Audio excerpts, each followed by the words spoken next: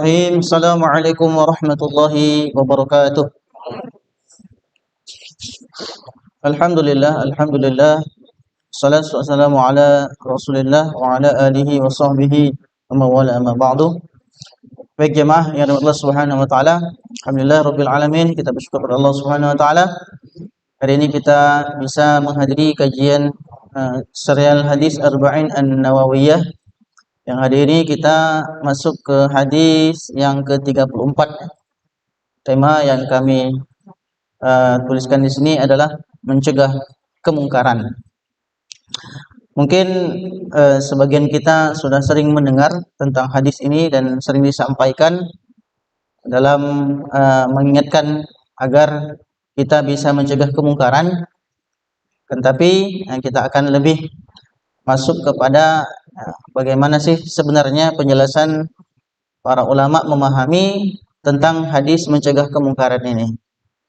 Baik, jemaah yang Allah Subhanahu wa taala, ini teks hadisnya an Abi Sa'id Al-Khudri radhiyallahu anhu, dari Abi Sa'id Al-Khudri radhiyallahu anhu qala, bahwa semoga Allah Subhanahu wa taala meridainya, beliau berkata, sami'tu Rasulullah sallallahu alaihi wasallam yaqul, bahwa aku mendengar Rasulullah sallallahu alaihi wasallam bersabda. Ini biasa ya, kita dengar hadisnya. Man ra'a minkum munkaran fal yughayyirhu biyadihi. Barang siapa yang dia melihat kemungkaran, maka rubahlah dia dengan tangannya. Fa illam yastati' fa bilisanihi. Kalau tidak sanggup dengan tangan, maka rubahlah dengan lisan. Fa illam yastati' fa biqalbihi. Kalau tidak sanggup dengan lisan, tidaklah sanggup juga dengan tangan, maka dengan hati. Ya, dan di sini tidak ada lagi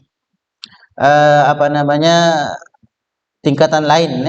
Kata Rasulullah diakhiri dengan wadzalika ad'aful iman. Itu adalah selemah-lemahnya iman. Ya, kita lihat penjelasan hadis ini yang dijelaskan para ulama, manzilatul hadis. Hadzal hadis ini adalah qaidatun min qawaidid din. Dalamnya terdapat kaidah-kaidah dalam agama kita. Yang mana wa zahiruhu, dan yang zahir, annal insana yalzamuhu al-amru bil ma'ruf wan nahyi 'anil munkar.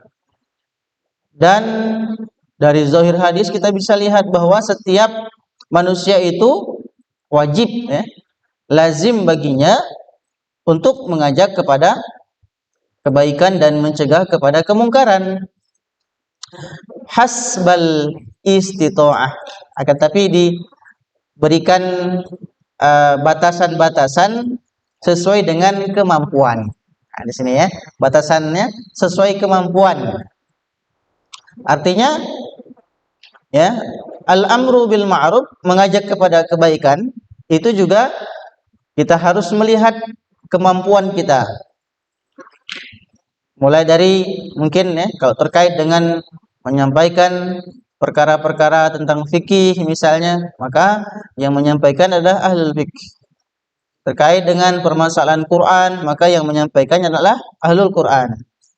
Apalagi terkait dengan nahyu anil munkar, maka tidak setiap orang dia sanggup. Kadang-kadang orang sanggup menyampaikan kebaikan, tapi ketika mencegah kepada kemungkaran dia tidak memiliki kesanggupan di sana.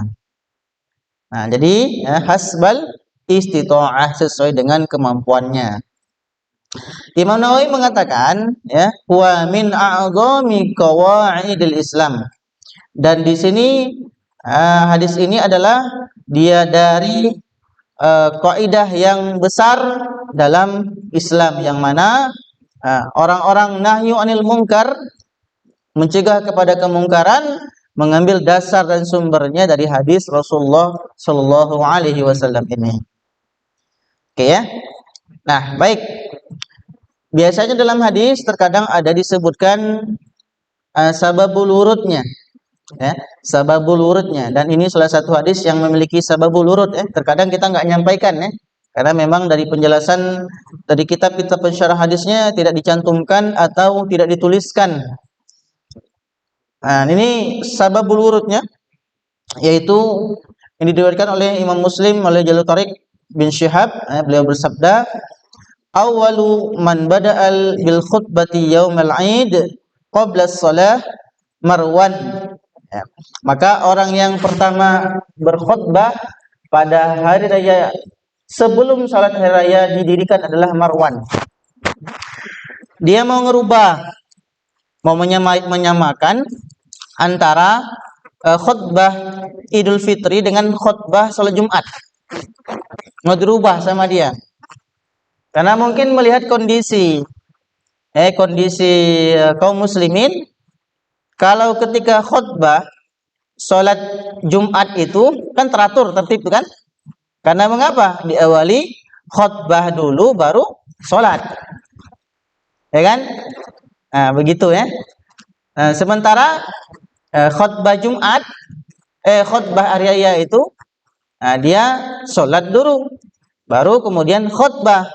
Yang terjadi malah ketika salat raya diperhatikan, ya, bahkan di sebagian tempat juga itu orang lah pada pergi, ya, lagi khutbah lah sepi lah mulai ribut. Saya pernah satu hari di khutbah itu, mungkin salah saya juga ya, agak panjang mungkin sedikit ya.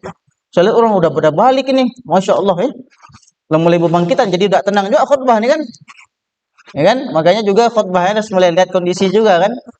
Mulai saya potong itu isi khutbahnya, karena yang khutbah tidak tenang jamaahnya lah nak buru-buru balik nak lebaran, jadi mulai bebangkitan, masya Allah kata pun kacau nih, ini kan, jangan-jangan selesai salam lah habis orang semuanya. Nah ini, jadi ini mau dirubah oleh beliau oleh kondisi itu mungkin karena mengapa? Nah kalau dijadikan khutbah hari raya itu seperti khutbah Jumat, nah orang tidak akan mungkin balik. Kenapa? Karena belum sholat.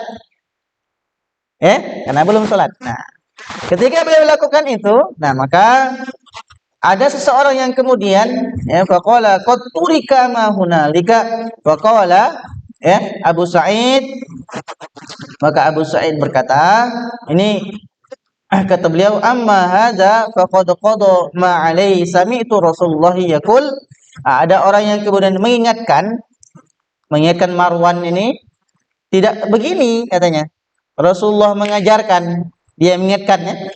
Nah, kemudian Abu Sa'id mengatakan orang ini telah menunaikan kewajibannya. Karena aku pernah mendengar Rasulullah SAW bersabda. Nah, ini hadis ini dibacakan oleh beliau, man ra'a minkum mungkaran dan seterusnya.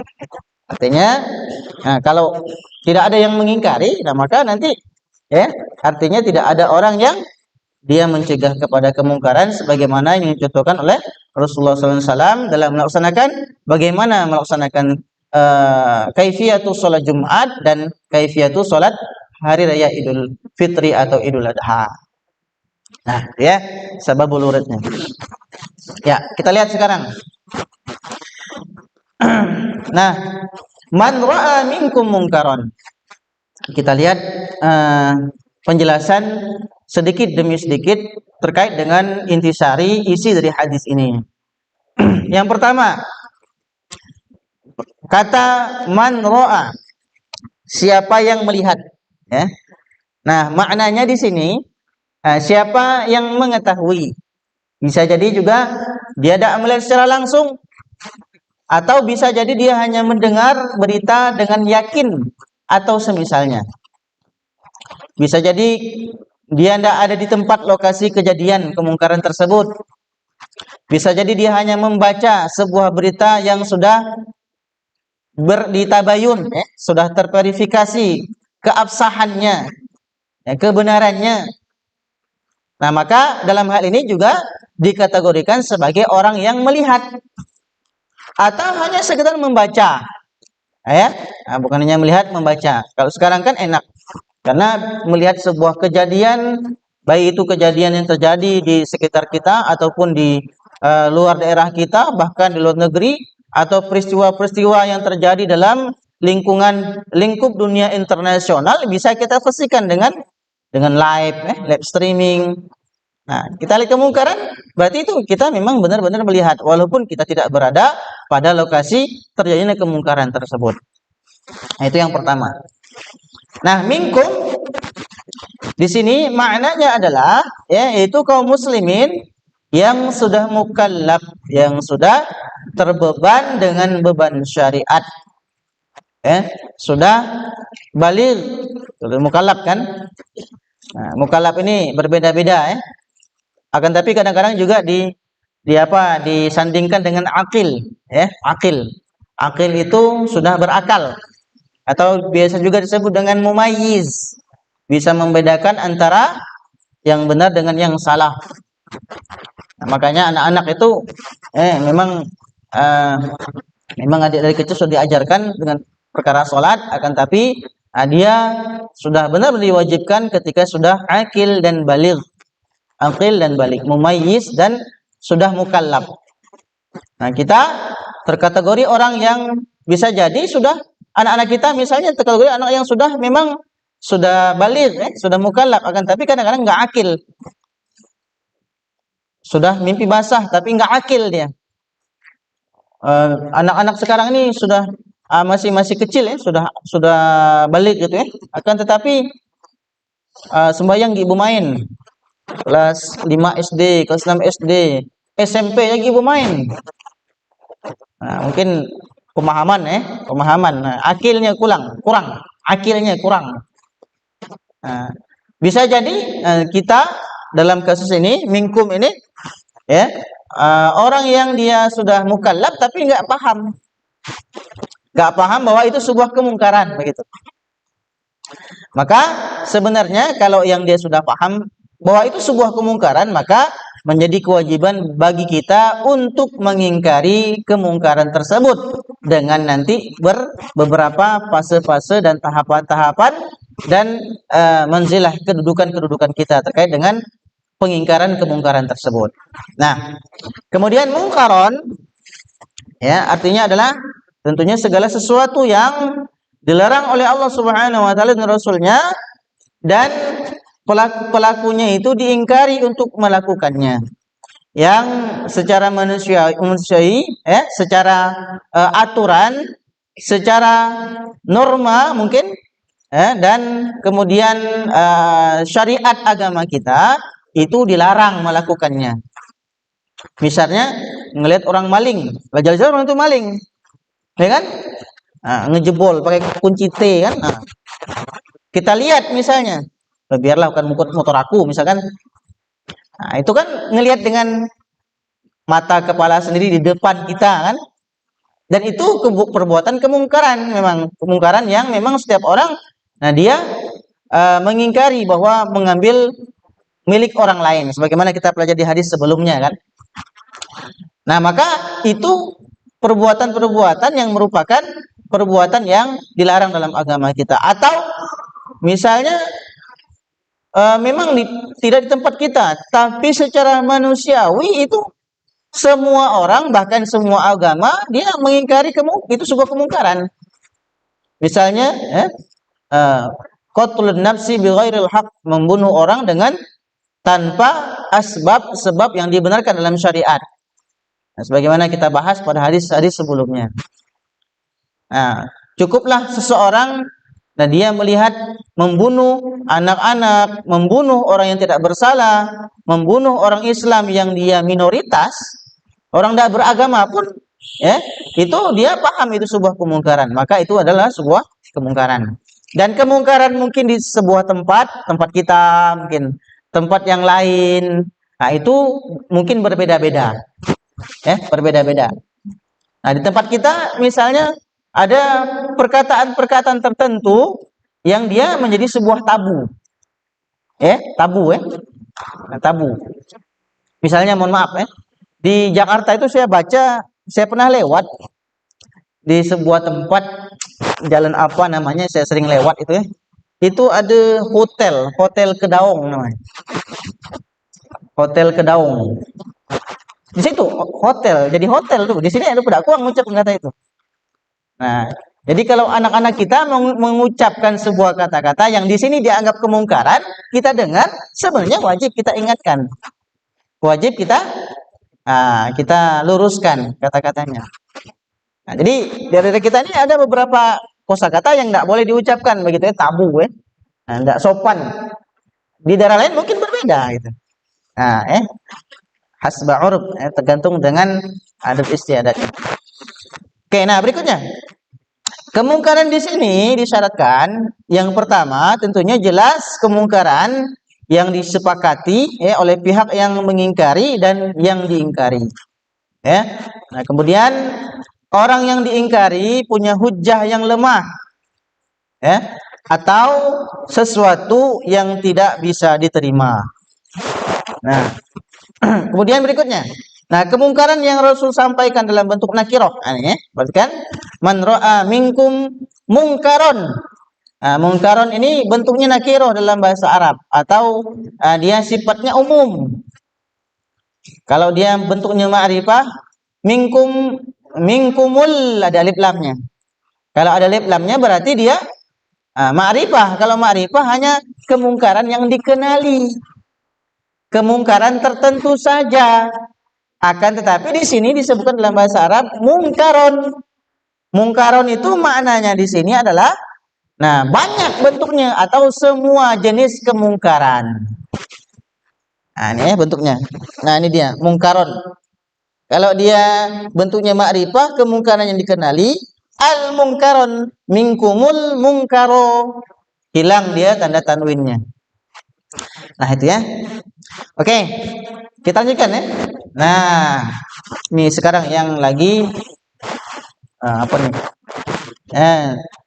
Fal yughayyirhu biyadihi. Fal yughayyirhu biyadihi. Nah, fa di sini dalam bahasa Arab ya. Di dalam bahasa Arab disebutkan dengan sebuah rentetan urutan yang bersambung, bersenambungan langsung dia. Ya. Kadang-kadang dia bentuknya jadi kalimat yang bersambung itu ada yang langsung, ada yang menunggu, ya, ada yang kemudian berdekatan waktunya. Kalau dia langsung fa itu maka, kalau dia berdekatan waktunya wa. Misalnya zahaba Zaidun wa Hamidun. Setelah Zaidun pergi, baru Hamid pergi, ada bersamaan, ada jeda waktu. Tapi kalau fa dia langsung, dia langsung. Ada juga summa itu dalam hadis yang kedua kita dengar summan talaqo falabistu maliya. Kemudian ini agak lama mungkin. Bisa jadi dia agak lama berjam-jam ya, atau bisa jadi berhari-hari. Nah, tapi Rasulullah ambil kosakata dalam hadis ini fa. Artinya urutan perubahan yang langsung harus disikapi, dilaksanakan dengan segera. Nah, lam di sini maksudnya adalah lam perintah. Lamul amr. Jadi bentuknya perintah. Nah, sedangkan fal yughayyirhu biyadihi, maka hendaklah mengubah dengan tangannya. Nah, di sini jadi bisa disebutkan bahwa orang yang bisa dia merubah sebuah kemungkaran dengan tangannya adalah orang yang dia memiliki kekuasaan. Bisa jadi kekuasaannya dalam bentuk misalnya di seorang pemimpin, seorang bupati, dengan undang-undang, atau dia seorang gubernur, misalnya undang-undang tidak diperbolehkannya menjual minuman keras, undang-undang tidak boleh kemudian misalnya mengadakan praktek perjudian baik secara online maupun offline, kan sekarang judi banyak online kan, atau undang-undang menutup markas prostitusi, ya, atau miras misalnya oleh perda pemerintah daerah, larangan berjudi, atau yang kita lihat seperti kita lihat di Jakarta Nah, itu penutupan izin operasi oleh sebuah tempat. Di sana Holy Wing itu ya. Holy Wing yang baru-baru ini ya. Nah, ini yang bisa dilakukan oleh seorang penguasa. Kita tidak bisa. Kita tidak bisa melakukannya. Ya. Nah, dengan begini, nah ini artinya kita bukan memihak pada beliau, akan tapi memang seperti itulah yang harusnya dilakukan oleh seorang pemimpin ketika ada sebuah tempat, dalam hal ini diskotik atau tempat minuman keras yang bisa merusak masyarakat, langsung dirubah, langsung dibuatkan surat izinnya dicabut. Nah, begitulah yang bisa dilakukan oleh seorang pemimpin. Apalagi sudah sampai menghina nabi kita kan. Nah, gitu ya. Nah, berikutnya. Fa'il lam yastati', kalau dia tidak sanggup, fa bilisanihi, maka rubahlah dengan tangan, dengan lisan, dengan ucapan. Nah, apa saja itu yang dimaksud dalam hadis ini? Nah, jadi fa'il lam yastati' ini ya, dalam definisi ada orang yang dia tidak mampu secara fisik maupun tidak mampu secara mental. Tidak mampu merubah secara fisik, misalnya ada orang berzakat, orang dua berzakat, gede-gede badannya, dia kecil misalnya, nak ngelerai. Bisa jadi yang ngelerai yang bawa belur gini. Ya kan? Tidak mampu secara fisik. Atau ada orang tertentu memang mengecut dia. Dia ngelihat kemungkaran. Akan tetapi ada orang begal gitu kan. Begal bawa parang. Kalau dia ngelerai, bisa dia yang kena tampas gini. Kan? Nah, takut kan? Nah, dalam hal ini ya dibandingkan dengan mendapatkan mudarat yang lebih besar, nah maka dia tidak mengubah dengan tangannya.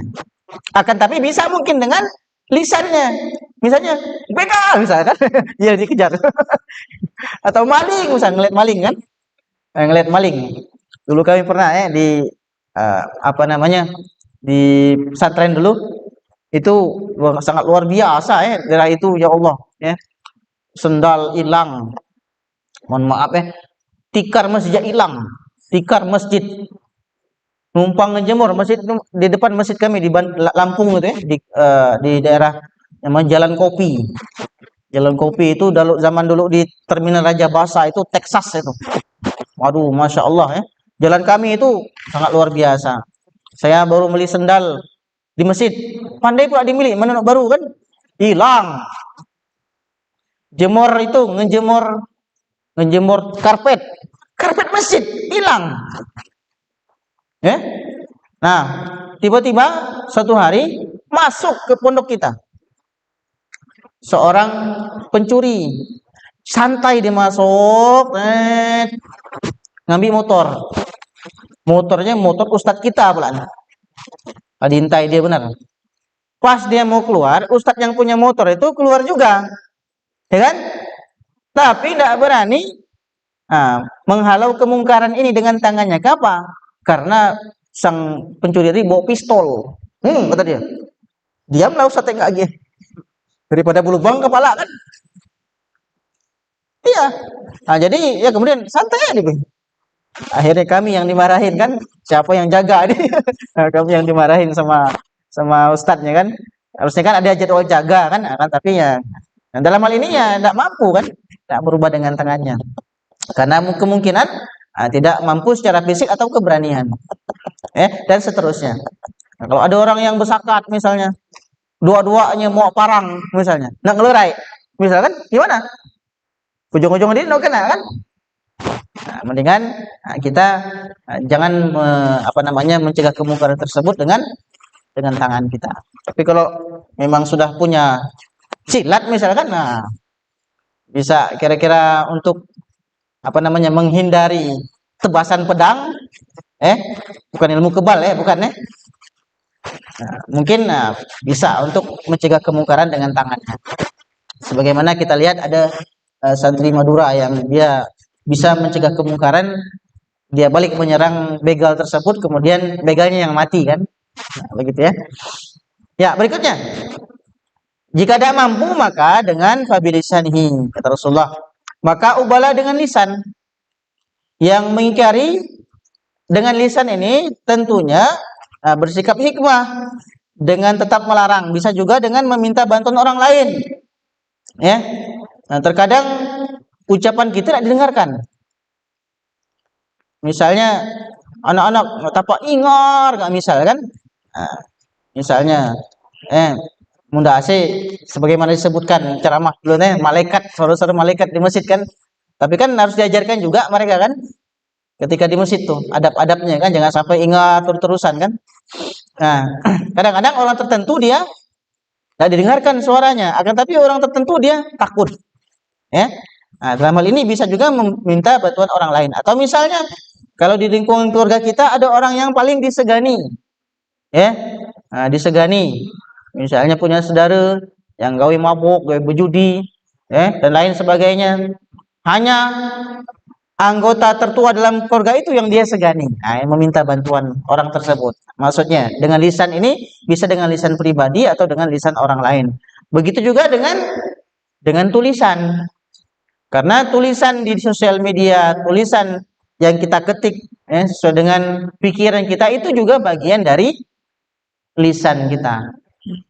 Nah, oke, nah berikutnya yaitu fa'il lam yastati, ya, pabilisanihi fabiqalbihi ini ya. Ini salah ketik. Fa'il lam yastati fabiqalbihi. Nah, kalau nggak sanggup lagi dengan tangan, dengan lisan, maka rubahlah dia dengan ingkarilah dia dengan hati kita. Maka pengingkaran sebuah kemungkaran dalam hati. Nah, di sini bagian dari itu adalah tentunya kita tidak suka, benci, atau mungkin kita berharap itu kemungkaran tidak terjadi. Maka kita lihat dalam hadis ini, nah tidak ada lanjutan lagi jika tidak sanggup. Mesti nggak ada lagi lanjutannya. Kenapa? Dikarenakan seseorang itu tidak akan ada uzur untuk menolak kemungkaran dengan hati. Jadi kalau uzur dengan tangan mungkin ada, uzur dengan lisan mungkin ada, akan tetapi menolak kemungkaran dengan hati itu tidak ada uzur. Tidak ada alasan tidak menolak kemungkaran dalam hati. Kenapa? Karena orang tidak akan pernah tahu apa yang ada dalam hati kita. Karena ada orang tertentu, dia malah mendukung kemungkaran. Dia malah menyetujui kemungkaran. Misalnya penutupan tadi izin diskotik tersebut, itu ada aja yang dukung itu. Faktornya, wah karena banyak karyawannya lah yang kemudian tidak bisa bekerja lagi. Atau misalnya seperti yang kemarin yang viral itu tentang LGBT, LGBT. Nah itu dia tidak melakukan LGBT tersebut, akan tetapi dia kayak mendukung gitu, hatinya mendukung. Nah, biarlah itu pun dia juga nih sasa, dia juga tanggung jawab. Itu berarti tidak menolak kemungkaran dalam hatinya. Jadi, nah kalau ada kemungkaran, tidak ada kata lain kecuali kita menolak. Tidak ada uzur menolak kemungkaran dalam hati. Karena tadi, sekali lagi, wajib kita menolak kemungkaran tersebut. Nah, disebutkan wadzalika ad'aful iman, menunjukkan bahwa iman manusia ini bertingkat-tingkat. Ya. Maka selemah-lemahnya iman yaitu menandakan bahwa mengingkari dalam hati itulah selemah-lemahnya iman dalam mengingkari kemungkaran. Apalagi jika seseorang ridho membela dan menyukai kemungkaran, artinya imannya memang tidak berfungsi, tidak sensi, ya. Atau jangan-jangan ternyata dialah yang mendukung kemungkaran tersebut. Oke, nah berikutnya. Amar ma'ruf nahi mungkar ini menurut ijma ya, perintah mengubah kemungkaran yang tercantum dalam hadis ini adalah wajib ya tadi ya, wajib. Amar ma'ruf nahi mungkar itu fardu kifayah. Fardu kifayah. Apabila telah dikerjakan sekelompok orang dari umat ini, gugurlah pembebanan kewajiban tersebut bagi yang lainnya. Akan tetapi ya, jika ditinggalkan, tidak ada satupun yang kemudian menegakkan nahi mungkar, maka kita dosa bersama-sama. Nah, wajarlah ketika ada sebagian kelompok kemudian saudara kita muslim yang dia concern dalam penegakan nahi mungkar yang kita mungkin tidak sanggup. Coba kalau berani datang ke pasar, ada orang beli togel, beli buntut. Coba kalau berani ya. Kalau berani, saya nggak berani. Sering beli kopi di pasar ya, kopi dibungkus, mau nih. Orang jual beli buntut nih. Ya, ramai benar ya. Di warung kopi mana aja rupanya. Soalnya berapa tempat saya beli ya. Nyari menunya nyaman kan? Ya Allah ya, nggak berani kan? Nah, jadi yang berani siapa kira-kira ini? Walau alam. Ya, untuk daerah kita, teritori kita ini yang berani siapa? Karena ini kan secara terselubung gitu ya, tersembunyi ya. Nah, karena secara online sekarang kan semuanya serba online. Jadi ini serba online. Nah, tapi tetap saja kalau dia adalah orang yang dia sanggup, mampu untuk melakukannya, maka dia harus wajib untuk menunaikan fardu kifayahnya. Nah, kemudian dalam hadis ini Nabi memerintahkan umatnya untuk mengubah kemungkaran, bukan sekedar mengingkari saja ya. Nah, akan tetapi terdapat pembenaran di antara keduanya. Perintah mengubah kemungkaran ini mengisyaratkan bahwa proses perubahan itu harus dilakukan dengan cara dan metode yang terbaik. Tahapan-tahapan yang terbaik. Kalau dia memang dengan tangan kita nggak sanggup misalnya, maka cari solusi yang terbaik dengan menggunakan mungkin orang yang memiliki kuasa tadi, orang yang memiliki power. Di sisi lain, pengingkaran cukup dilakukan sekali ya. Pengingkaran itu sekali, akan tetapi mengubah kemungkaran kadang-kadang nggak cukup sekali. Kadang-kadang dia berproses lama baru hilang. Kadang-kadang juga ada yang cepat. Akan tetapi, nah langkah-langkahnya harus kita ikuti agar nanti jangan sampai ketika nahyu anil munkar justru dilakukan dengan cepat, dengan segera, akan tapi ternyata membuat kemudaratan yang lebih besar. Kemudaratan yang lebih besar. Ya, berikutnya Nabi Muhammad SAW juga mengaitkan perubahan kemungkaran dengan penglihatan. Man ra'a minkum mungkaran, itu artinya dengan melihat secara langsung. Jika memang kemungkaran tidak terlihat, maka seseorang tidak patut mencari-carinya, gitu ya. Mencari-cari dengan mengintip, memata-matai dan lain sebagainya, karena faktor kecurigaan misalnya yang tidak yang belum jelas begitu. Ya, orang ini tidak keluar rumah, tapi banyak duitnya. Sesat ganti mobil, sesat beli motor, sesat beli perkakas rumah tangga misalnya kan. Ngintip-ngintip rumah, jangan-jangan dia nih misalkan ngepet misalnya. Jangan-jangan berjudi di rumahnya misalkan. Nah, oke. Nah, kalau tidak terlihat jangan kita kemudian berusaha mencari-cari kemungkaran, kecuali memang sudah tertabayun dengan jelas orang tersebut dia benar-benar melakukan kemungkaran. Nah, berikutnya, mengubah kemungkaran itu memiliki beberapa tingkatan. Tadi pengen jelaskan dengan tangan, dengan kekuasaan, tentunya dengan memperhatikan maslahat dan mudaratnya.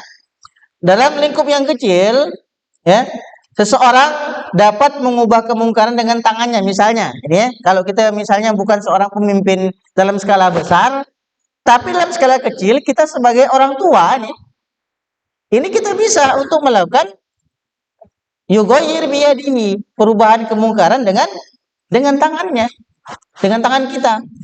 Misalnya punya anak perempuan, rajin kelayapan malam-malam, itu kan harus dirubah dengan tangan sebagai orang tua. Ya, ngelihat anak misalnya tidak sembahyang, main game enggak, seharian main game, ada azan, tidak sholat. Ini kemungkaran. Dirubah dengan tangan kita sebagai seorang bapak, seorang ayah. Ya, atau anak berjudi misalnya, anak kita berjudi. Nah, anak kita berjudi ya, kemudian anak kita maling dan sebagainya. Ini kemungkaran yang bisa dirubah oleh seorang ayah atau dia seorang guru misalnya. Dalam lingkungan sekolah misalnya. Itu misalnya muridnya merokok misalnya. Tapi gurunya ngerokok juga pelan. Enggak nyinggung siapa-siapa nih. misalnya. Kan ada aturannya kalau di lingkungan sekolah itu tidak boleh, tidak boleh. Atau misalnya seorang yang memiliki kekuatan di dalamnya. Nah, jadi ini terkait dengan hal-hal yang kecil. Di lingkup yang kecil, maksudnya di lingkup yang kecil kita harus bisa menerapkan merubah kemungkaran dengan tangan. Nah, sedangkan untuk masyarakat luas tentunya dibutuhkan wewenang pemimpin kaum muslimin. Setelah itu dalam rangka melakukan perubahan kemungkaran perlu dipastikan bahwa kadar realisasi maslahat yang akan dapat setelahnya. Apabila dalam prosesnya sebaliknya justru kemudaratan yang lebih besar daripada maslahatnya, maka hendaknya tingkat mengubah kemungkaran diturunkan pada tingkatan kedua. Nah, sudah tahu kalau misalnya rubah dengan tangan malah lebih besar mudaratnya, maka turun ke tingkat yang kedua, yaitu dengan lisan.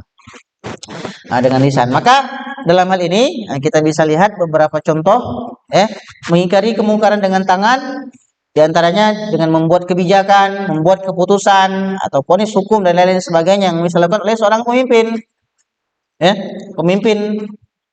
Nah, pemimpin kalau melihat kemungkaran, itu harus seperti kawan saya kemarin ada laporan dari masyarakatnya, ada seseorang di daerah teritorial dia yang menjual arak. Nah, maka dia sebagai pemimpin harus karena dia memiliki kekuatan kan di daerah dia, dari kekuasaan dia. Maka dia datang ke sana.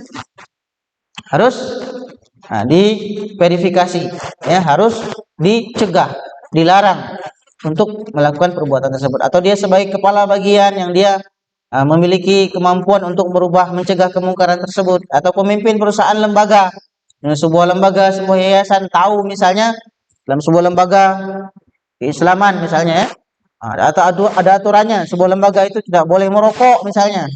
Sebagai ketua lembaga, ketua yayasan, maka dia harus berubah dengan tangannya, mengingatkan dan lain sebagainya. Atau misalnya lembaga keamanan atau orang tua di rumah, sebagaimana yang kita jelaskan tadi. Berikutnya, yaitu mengubah kemungkaran dengan lisan. Nah, tingkatan merubah kemungkaran dengan lisan ini, bukan berarti harus marah-marah. Yang diperintahkan Allah itu mengubah kemungkaran bukan sekedar mengingkari kemungkaran yang ada. Akan tetapi mengubah kemungkaran berarti berusaha melakukan pendekatan dengan ucapan yang baik lagi santun. Nah, ini mungkin kalau dengan anak bisa marah-marah ya mungkin marah Atau dengan nabu mungkin nabu. Sudah dijerak kan? Nah, sebagaimana Rasulullah kan juga bukan tidak boleh kan nabu anak. Kita pernah bahas di situ. Muru auladakum bisalah wahum abna sab'i sinin. Kalau sampai 10 tahun ajari anak salat 7 tahun. Kalau sampai 10 tahun wadribuhum, pukul dia. Nah, boleh dipukul kan? Nah, ini bagian dari mencegah kemungkaran. Wa farriquhum fil madaji, dan pisahkan mereka di tempat tidur mereka. Atau mungkin dengan menyebutkan ayat-ayat ancaman, mungkin sering kirimkan ayat-ayat ancaman Allah Subhanahu wa taala. Misalnya tahu orang rajin berjudi, kirimkan. Innamal khamru wal maisiru wal ansabu wal azlamu rijsun min amali syaiton misalnya. Kirimkan. Misalnya orang rajin mabuk misalnya. Kirimkan ayat-ayat misalnya. Lama-lama kan dia mungkin pening juga kepala dia kan. Taubat juga lama-lama mungkin. Nah, orang-orang kan kadang-kadang dia bertobat tuh karena keseringan diingatkan. Karena tidak tahu dari lisan mana, dari pengingatan yang mana, yang keberapa kalinya kemudian dia baru sadar. Ya, nah berikutnya tidak jarang pula ada ucapan yang bernuansa cenderung keras, itu bisa digunakan dalam kondisi tertentu kepada objek tertentu. Nah, tentunya dengan tadi juga tetap mempertimbangkan maslahat yang didapatkan atau kemudian justru ya mudarat yang kemudian diakibatkan dari kemarahan-kemarahan tersebut. Manusia kan disabar-sabar juga, ada batasan kesabaran ya. Ya, ada batasan kesabarannya. Tapi ada orang tentu memang karakternya apa namanya kalau bicara itu memang kayak orang marah gitu ya. Ya orang marah. Tapi bukan marah sebenarnya. Kayak orang Lampung asli itu. Saya pernah ngapur orang ini baca marah-marah, rupanya memang gitu lah rupanya. Ya, orang Batak gitu ya. Kayak memang ngomongnya mengkeras gitu ya. Nah, tapi kadang-kadang memang sudah jadi karakter dalam berbicara. Kemudian berikutnya mengingkari dengan hati. Apabila tidak mampu membuat dengan tangan, maka dengan hatinya. Nah, ini Rasulullah bersabda, "Yushaku man asa minkum an yara munkaran la yastati'u fiha ghairu an ya'lamallahu min qalbihi annahu lahu karih." Sudah hampir tiba masanya ya, saat orang yang masih hidup di antara kalian melihat kemungkaran, namun dia tidak mampu mengubahnya. Hanya saja Allah tahu dalam hatinya bahwa ia membenci kemungkaran tersebut. Tapi kadang-kadang kemungkaran yang sering kita abaikan, kemungkaran yang sering kita iakan dalam hati kita, lama-lama hati kita tidak sensitif lagi ya. Begitu. Jadi kalau sering melihat kemungkaran, sering ngelihat misalnya orang Yahudi nyerang kaum muslimin di Palestina, sering ngelihat ya, sering ngelihat. Nah, lama-lama karena tidak diingkari, lama-lama jadi biasa. Ketika ada orang mati, meninggal dunia, diserang tanpa hak, tanpa kebenaran, biasa aja hatinya, tidak ada respon lagi. Nah, ini bahaya ini. Karena iman kita artinya di sini sudah tergerus ya. Iman kita sudah rusak. Maka beruntunglah kita semua ketika kita masih melihat kemungkaran, dalam hati kita itu masih mengingkarinya. Setiap kali beli kopi pasar, dalam hati, tapak beli buntut orang tiap hari ya, tidak ada gawe ke orang ini. Memang orang kita ini memang apa namanya ingin instan gitu ya. Jadi menurut orang Belitung nih, lihat tuh sawah banyak, tidak ada orang nanam padi ya, karena hasil lama. Yang cepat timah kan, nah timah cepat kan. Nah, kemudian, salah satunya juga beli togel itu kan, beli togel, beli buntut itu, buntut terus sih perasaannya, ini mungkar kan. Jadi yang kita bicarakan kemungkaran ya. Nah, kadang-kadang bisa juga ceramah di khutbah Jumat ya. Kadang-kadang saya juga takut dalam hal ini kita takut manusiawi ya. Jadi tema khutbahnya tentang masalah buntut kan saya di Masjid Al-Mabrur. Sementara orang-orang yang rajin sholat Jumat di pasar itu, situ Al-Mabrur kan. Kadang-kadang ada khawatir juga nih, beli kopi kan, ikan dan ceramah, kemarin buntut ya. Jadi membeli kopi, kutuk buka semua. Beda orang tidak tahu kan. Nah, maka hanya bisa dengan lisan, dengan tangan tidak bisa ini. Karena tidak sanggup dengan tangan. Ya begitu ya. Nah, ini curhat. Nah, kemudian berikutnya mengingkar dengan hati, maknanya adalah membenci kemungkaran dan berharap kemungkaran itu hilang ya. Nah, dengan ketidakmampuan, yang dimaksud dengan ketidakmampuan adanya ketakutan yang muncul nanti jangan-jangan dia mudarat ya, baik pada badan atau harta. Sedangkan kita tidak mampu menahannya. Apabila hal ini cenderung tidak dapat dipastikan adanya amar ma'ruf nahi mungkar dengan kekuasaan dan lisan belum dapat dikatakan gugur dan berpindah pada tingkatan ini. Artinya tadi kalau masih sanggup dengan lisan ya, dengan tangan, maka tidak bisa turun kepada tingkatan dalam hati. Tadi misalnya banyak orang tua nih yang gitu, anaknya tidak sembahyang itu mungkar kan? Biarlah bu, dia pun lah gede. Di akhirat pun dia kelak tanggung jawab sendiri. Itu enggak ada turun kepada itu. Dalam hati enggak. Karena orang tua wajib mengingatkan anaknya. Kalau anaknya tidak sholat, ya, kalau anaknya dia melakukan perbuatan-perbuatan yang melarang agama, tidak langsung, menendak dia lah. Nah, jadi hantu lah kan, gitu ya. Jadi hantu benar kan? Akhirnya tidak sembahyang, jarang ke masjid, pulang ke tengah malam, begadang, gawainya. Masuk rumah ada jendela, kan? Jadi orang tua dalam hal ini ya ingatkan. Termasuk, nah yang sering saya ingatkan, nah, jadi anak orang tua yang punya anak yang suka main game mungkin suka main game, itu suka mengeluarkan kata-kata yang nggak baik, kata-kata hewan, kata yang tidak sewajarnya diucapkan oleh orang muslim, itu wajib mengingatkannya, ya, tidak turun langsung menendak dia lah, bukan dunia dia itu pun lah, enggak, karena tingkatan kita masih bisa pada merubah dengan tangan, dengan lisan kita, ya. Sekarang anak saya kadang-kadang ada kata-kata, dari mana dapat itu? Langsung. Tidak pernah saya dengar di rumah dia ngomong-ngomong kata yang didapatkan dari kawan-kawannya, karena langsung kita tindak tegas gitu kan, ya? Karena kita punya kuasa situ. Nah, mengingkari kemungkaran dengan hati itu merubah kemungkaran. Ini adalah batas minimal sikap seseorang terhadap kemungkaran, minimal. Kemudian khusus bagi mereka yang tidak mampu, tentunya kita juga tetap membenci dan tidak meridhoi kemungkaran tersebut. Meridhoi apalagi suka terhadap kemungkaran adalah perbuatan dosa. Artinya kita setuju anak kita tidak sholat, anak kita mengatakan perkataan jorok yang tidak bagus, tidak baik, kita berdosa sebagai orang tua. Kita berdosa. Nah, inilah nanti di akhirat yang kita takutkan. Kita lah dengan banyak amal ibadah kan,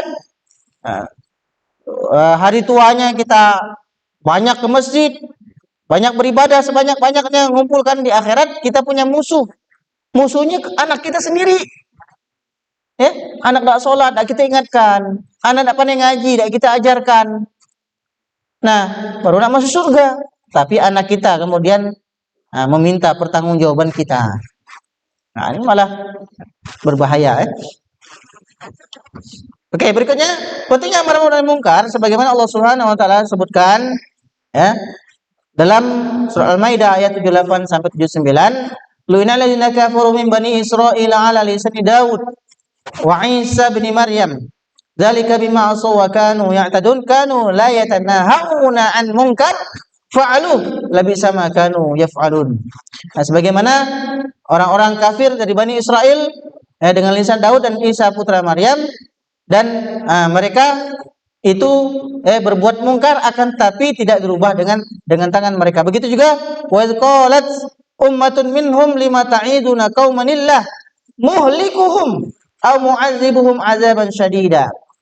Satu umat berkata, ini mungkin ngapa juga kan ingat-ingat orang itu tak berguna juga nak bagi diri, nak celaka pun dia lah celaka. Nah, ini